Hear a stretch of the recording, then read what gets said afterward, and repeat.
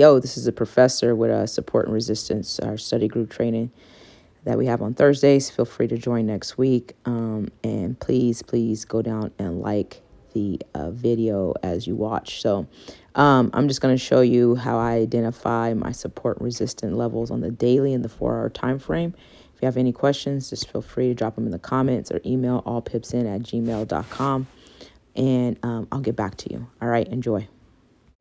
And for me, it's important. I like to trade on the daily and the 4-hour when I'm doing my top-down analysis. And then I'll drop down to the hour to see if I can identify a master candle to help confirm everything that I just analyzed. So I have it on the line chart. Here's our candle chart that we're used to seeing. The reason why I have it on the line chart, because as a novice, it helps to find where price meets. So what I mean by that is, like, where do you see peaks and valleys meet? So here's price right here, this dotted line. I like to just scan down, nothing here, and then boom, right here. What do I mean by that? As you can see, price came up. It served as resistance right here, right? Right. Where's my tools? Right. So you see price came up right here, served as resistance. Came down right here, right? Boom, it served as support. And then you can see one more time right here. It served as resistance, right? Bounce down. So when price serves as both, it's a key level, right? It's a key level. That's where price likes to go and chill, which is important. And a couple things is when price, here's our line, when price hits right here, all right, that's a touch. Right here, if price goes like that, it's an overlap. If price comes up here, it's a gap, right? And we'll see price do that on both sides.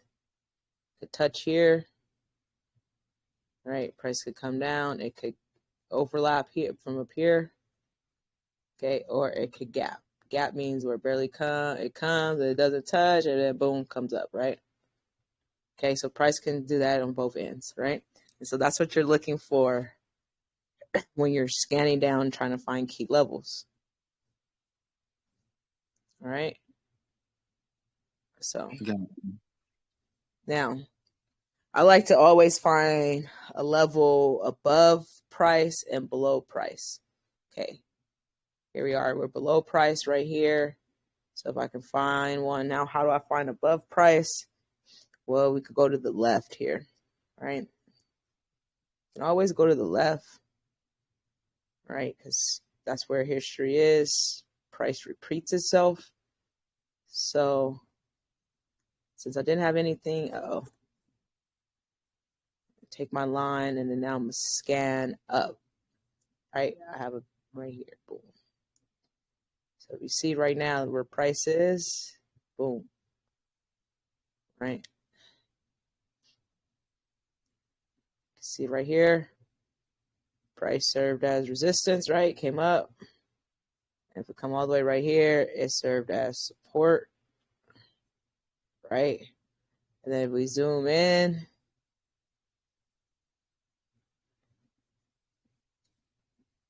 see where price came up right here, a gap down, right? So that's good enough. As long as you have two touches, one from both sides, it's good. So we see we got a touch there. Zoom in, and then your other touches here. All right. I like to find one more, because that's kind of where price is at, right? So if I can find one above price, boom. Okay. Price comes here, serves as resistance. Come to the left right here. Price serves as support. All right. That's good enough, right? Because now I zoom in, This is just on my daily. Okay, you see the dotted black line right there. That's price. Okay, I found 3 key levels. I turn on my candles, and you can also see right here, boom, right? Price just shot up right here off of this support. Hit this resistance. It looks like price is either gonna, it can either do one or two things right now, right? Price can either serve as support right here,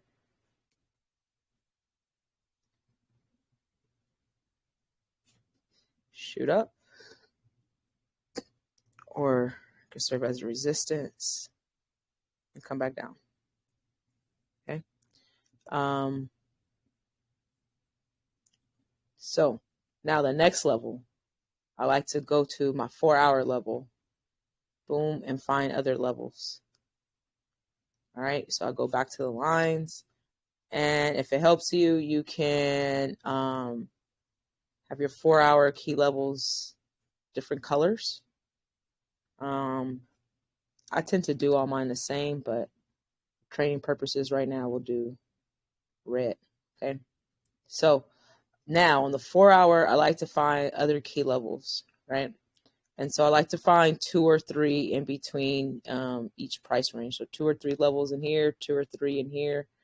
And I'll probably leave this alone down here because in order for price to get all the way down here, it has to come here first, right?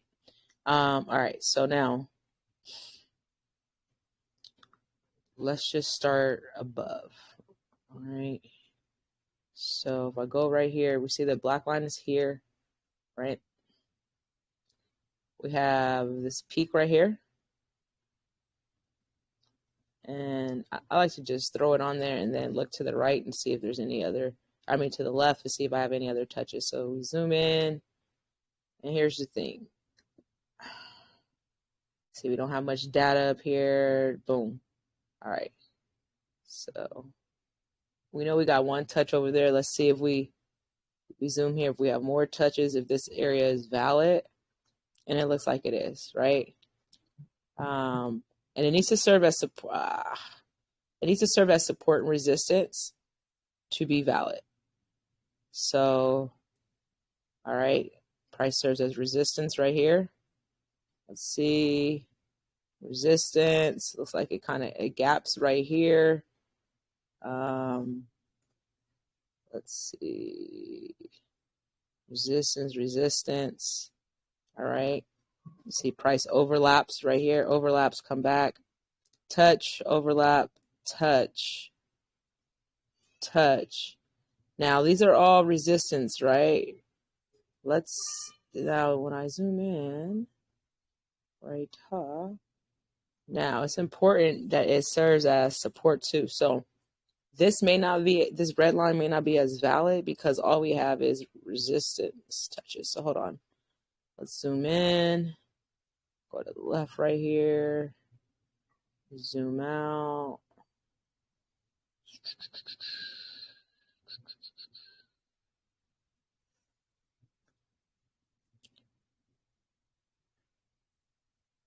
Here we go, boom. This right here, moving it up here, it just makes it more valid because now it serves as support here and resistance here, right? Down here, it only served as resistance. Price just bounced off. It could be a minor key level, but to make it a key level, it has to serve as support and resistance. So I feel more comfortable right here, okay? Let's see if we can find another one. No. Pretty much once you start training your eyes, you'll start to see it, right? So how's this valid? Boom. Right. So there's a support right here. Okay. It serves as resistance. All right. And this is resistance because price is above. Right? So resistance was price came up, hit this roof, boom, dropped off, right? This is support because price came down, served as the floor, respected it, and pushed up. All right, so that's good. right in there. We got 2 or 3 lines. Now let's move down a little bit. Let's go. Where's price at? Boom, boom. All right. Price is chilling right there. Let's see. Can we find?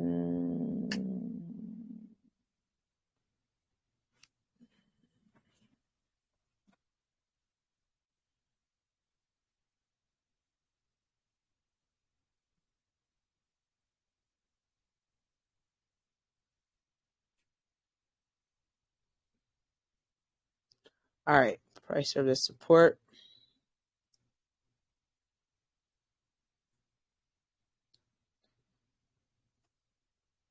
Now, question is this valid? Yes, right? Because you can see right here, we got a touch right here, resistance, got a gap of resistance right here. And then if we look in here, we got all kind of, right? We got a support touch, overlap support, resistance touch, all right, resistance gap. So, yes, that is valid. Is there another one?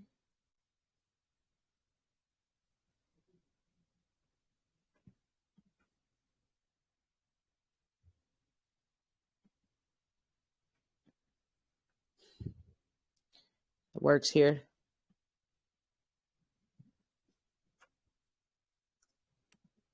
Let me use the line. All right, you see price came up. Boom. Right, resistance there.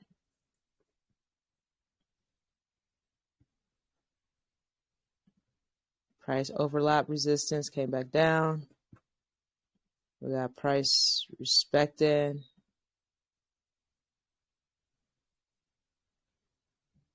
Support. We got overlap. Okay. Then we got a overlap and back up here. So that's another key level there. And then, you know what? Let's say that's good enough for now. I mean, here's another one right here. Just really quick. Boom. Let's see, right? Resistance touch, support touch. All right. Now we turn our candles on. Zoom out here. We zoom in. So you'll see how these levels are respected in some way, right? The blue ones are your daily levels. The red ones are your 4-hour level. And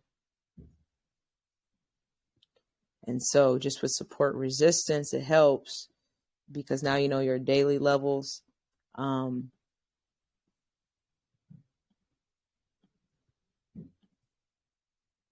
Your trend line right here is your diagonal support and resistance, right? And so now if you zoom in and you look, you can see here in the 4-hour, right? We've had some rejections, doji. And so you have price right now sitting here. You drop down to the hour.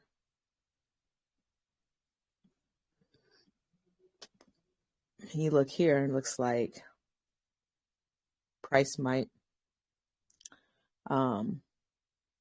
it could sell or it could continue to push back up, right? But however, what we do know is that if we look here, price is rejected, and rejected here. It's chilling right now, kind of on this key level, right? And this is like, well, this is why we call them indecision levels, because price can go either way right now, right? Price can come down here or it can go up here. But to just start off though, this is a good basis. This is the first step for me is, you know, drawing up that support and those resistance lines. Because now, once you identify the direction price is going, like we were talking about earlier, then now you know you're just looking for buys, right? And so if we zoom in on EU right here, we look, right? Okay, we've been in this uptrend, well, last couple weeks, right? We've been in this uptrend kind of on month of March. Now it's a new month, right? New month is coming. Price likes to, we'll see. We'll see if price is setting up for resistance here. Because if we look, we go to our monthly level. This is,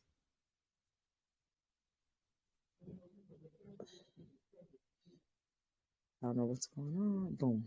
All right. If we look right here, pull that out, our monthly, right? We can see February, right? We're right back here on resistance. Look at January, right? Price respected this level. January rejected. February here rejected. Now here we are in March. And it looks like we might get a break. Because remember, once you hit a level 3 or more times, okay, you can knock it down. And so it goes like this on all time frames. Even on the monthly, it has to hit 3 or more times to break. So as you see, okay, we've been hanging out at this level 3 months, and so we'll see what April brings us. And right now, like you mentioned earlier, if we go to the news, right, that's another confluence to use, because if the dollar goes to shits, right, then we know that EU is going to continue to rise, right? But price did buy the last couple of days. It bought a lot, so just the way price moves up and down, we are due right now for a retracement on EU to continue to go up, right? So that's just pretty much today. I just want to keep it simple with the 4-hour and the daily time frame, finding the support resistance there. I'll continue on Sunday and give a little bit more information just on the next, what I do next to identify the master candle in the 1-hour time frame. See you Sunday. Thank you.